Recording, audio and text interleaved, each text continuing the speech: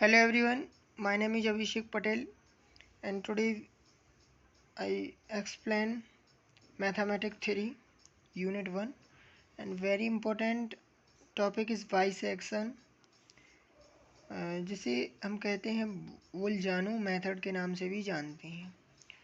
तो this method is based on the repetitive application of intermediate value property.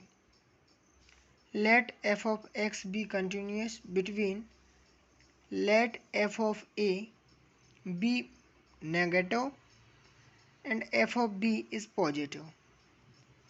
So the first approximate the root. मतलब कि जो आपका function है उसमें यदि वैल्यू रखने पर 1 रखने पर 2 रखने पर 3 रखने पर नेगेटिव वैल्यू फाइंड होती है और कोई और वैल्यू रखने पर पॉजिटिव वैल्यू फाइंड आउट होती है। इसके जस्ट बाद ही माना कि यहाँ पर अपन ने 1 रखा और नेगेटिव वैल्यू फाइंड आउट हुई, 2 रखा तो पॉजिटिव वैल्यू फाइंड आउट हुई, तो हमारे रूट कौन होंगे? ए और बी रूट होंगे। सपोज इसके बाद अपन को x1 निकालना पड़ेगा, a प्लस बी अपॉन 2 जो अपने रूट निकलेंगे a और b।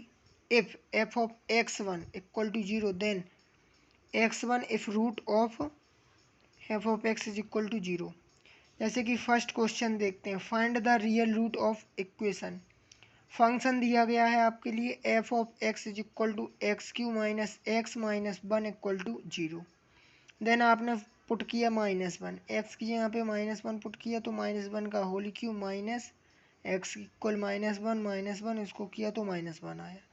f इक्वल टू 1 किया तो -1 आया और f इक्वल टू 0 किया तो भी -1 आया। f इक्वल टू 1 किया तो -1, f इक्वल टू 2 किया तो 5 आ गया। तो अपने रूट क्या होंगे? 1 और 2 होंगे। क्यों? क्योंकि यहाँ पर नेगेटिव वैल्यू आ रही है, यहाँ पर पॉजिटिव आ रही है तुरंत रखने पर 1 के बाद 2, तो अपने रूट कौन होंगे? 1 और 2 होंगे।